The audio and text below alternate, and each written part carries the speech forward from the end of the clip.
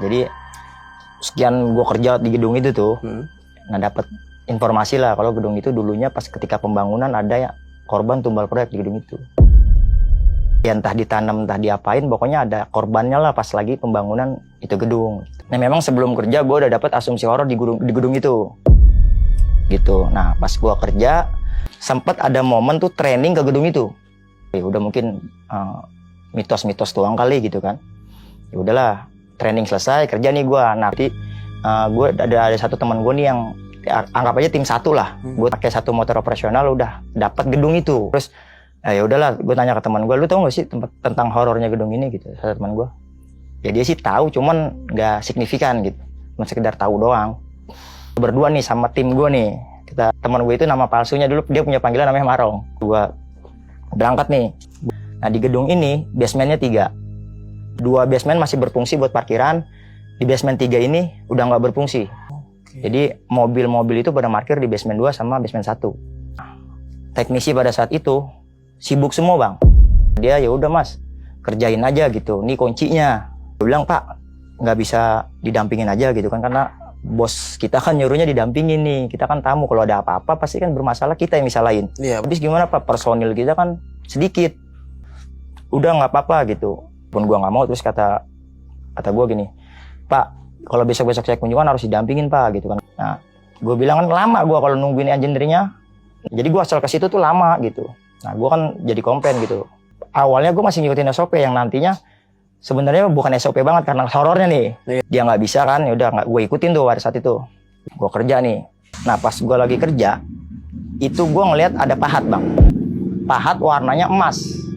Yang bikin anehnya ini kok nggak ideal ya, adanya di ginian gitu, ada di lorong bak meter. Sedangkan ini pahat jadi daya tarik banget karena warnanya emas. Nah, gue kerja ini bawa toolbox, kunci-kunci. Ya udah, sebelum turun, gue dibekelin gas detektor. Kecurigaan pertama, pas gue cek kadar gas yang ada di dalam lubang itu, ini mati detektor gue. Cuman ini kecurigaan pertama nih, detektor mati. Ya gue pikir ya udahlah, main cara kampung nih.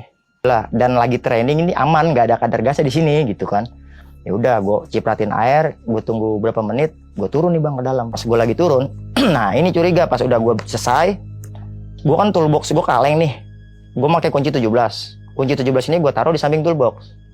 Kunci yang gue taruh, kunci 17, nabrak toolbox. Cetak.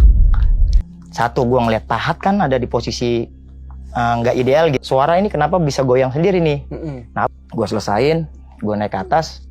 Nah, kunjungan kedua, gue nyampe tuh ya, seingat gue ketemu sama security lagi berantem bang.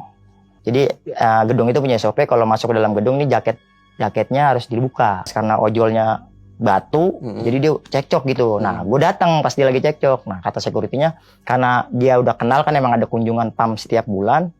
Udah masuk sana, masuk. Gue minta pendampingan sama teknisi engineering. Lagi-lagi dia nggak bisa ngedampingin karena anggotanya lagi sibuk.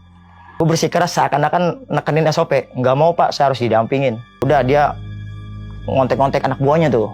Teknisi-teknisi yang lagi pada kerja di tenan-tenan kan. Enggak, akhirnya kelama nih, udah 10 menit nunggu, masih pada sibuk. Kontak, pakai HT, yaudah pak, ketemuan aja di basement 2 sama orang PAM-nya. Pas gue jalan sampai basement 2 ini, sunyi banget bang. Nah karena daripada horor, karena security pas ketemu sama gue, ini dia kayak udah akrab bang kan. Kebetulan, karena kita semakin akrab, kita tanya. Kata security-nya, iya mas, jadi dulunya pas pembangunan gedung itu, jenazah-jenazah yang ada di pemakaman itu dipindahin. Gua kan ada di basement, di bawah tanah dong. Disitulah mungkin bekas-bekas yang dulu dikuburin gitu. Jadi mas di sini makanya nggak dipakai, horor katanya. Gitu karena bekas kuburan dibangun gedung. Gua jalan tuh sampai lokasi kerja gua turun. Dia kan videoin ya di atas ya. Videoin buat laporan dia nanti ke engineering gitu. Dia udah ngedampingin orang PAM gitu. Terus kata security, udah kerja aja sambil videoin gitu. Karena dia lagi videoin ditanya, jadi dia kayak gini, lu bawel banget udah, kerjain aja pak. Ya security, udah ntar aja, udah kerja aja dulu gitu. Kerja nih gua, selesai jalan pulang gua nanya sama security. Ya pak, apa pak, itu pahat ada di situ. Nah jadi dulu, sebelumnya pahat itu pernah dipindahin bang. Ke ruangan engineering, ke ruangan CCTV room, ke ruangan security sekalipun. Itu pahat nggak mau dipindahin. pindah dengan sendirinya ada di tempat bak meter itu. Nah, kok bisa? Entah kenapa, katanya dulu punya tukang bangunan yang ngebangun itu. Gak mau ditaruh di mana-mana pahat itu. Sehoror itu nih kata gue gitu kan. Di situ teman gue sempat ngeliat cewek. Jadi si Marong ini pas lagi gue ngobrolin tentang kuburan, dijelasin tentang kuburan ini, ini si Marong ini ngeliat cewek kayak di belakang tembok, kan tembok basement gede-gede ya. Jadi versinya dia ngeliat cewek di situ sama ngeliat ada orang pakai dandanan kayak kita, proyek. Cuman ini mukanya sebelah udah luka-luka bang. Sempat ngasih tahu langsung di lokasi. Pak, itu ada orang kecelakaan. Orang dandanan proyek, dandanan gue kayak proyek bang. Jadi gue pakai helm safety, pakai rompi. Karena gue kan safety juga, mengedepankan safety. Jadi gue pakai aksesoris safety gitu kan. Yang terlintas dalam pikiran Marong pertama, orang tabrakan, masuk ke dalam gedung, numpang parkir. Dia nggak tahu parkir di basement 3 gitu kan. Pemikiran si temen gue Marong, pas ditanya security. Nah yang anehnya security ini kayak ngalin sesuatu, ditanya itu, malah dia bilang, udah lanjut aja, udah kerja aja. Kayak dia udah tahu sesuatu hal gitu. Ketika dilaporin, Pak, ini tadi saya ngelihat orang begini. Nah dia langsung, udah yuk kita kerja aja dulu. Ngalihin lah. Kita selesai.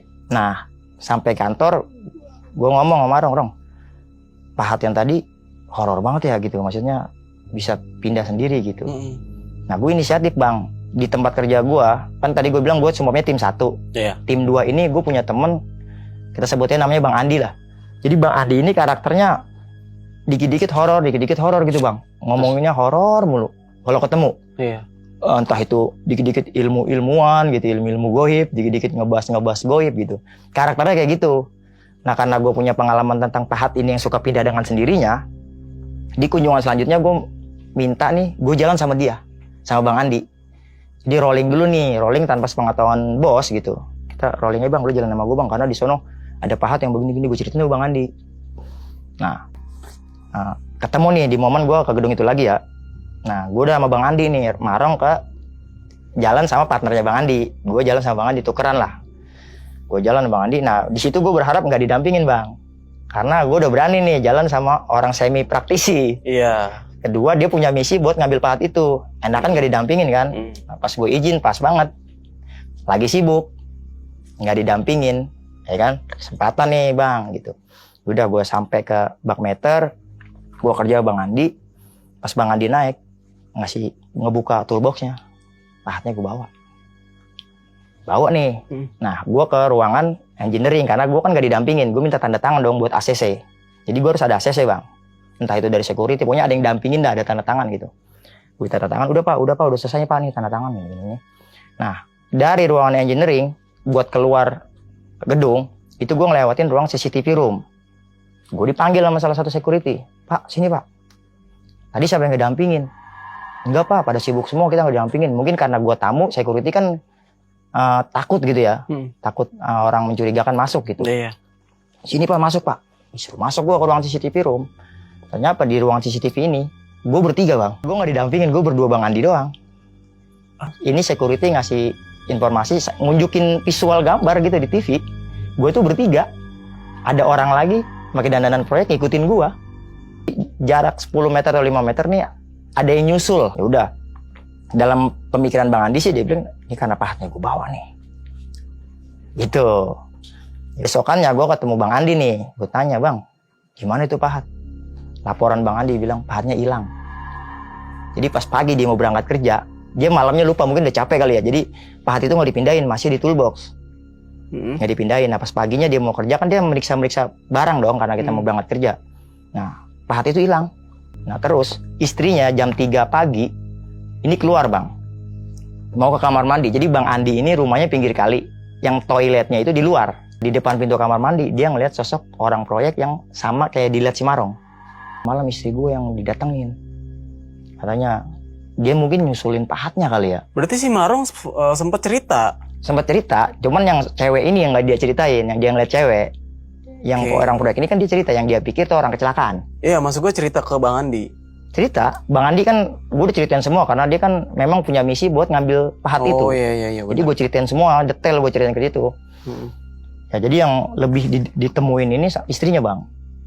istrinya Bang Andi. Jadi jam 3 nih sosok itu datang gitu. Mungkin kata Bang Andi dia ngambil rumah gua pahat itu.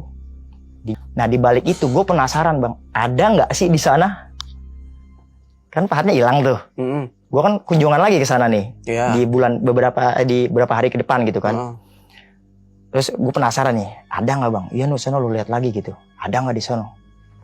Pas gue balik lagi ke sana, beberapa lama gue nunggu, ada yang dampingin. Nih, tim saya udah selesai nih. Hidup ayo anterin gitu.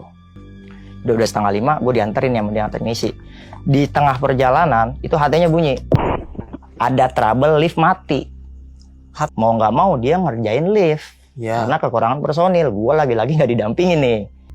Gue turun, cuman gue nggak secara utuh gue mau ngeliat itu pahatnya ada gitu. Cuman gue ngalih nih pas gue turun tangga nih kan jaraknya kisaran 2,5 meter lah ke dalamnya itu dari bak meter itu.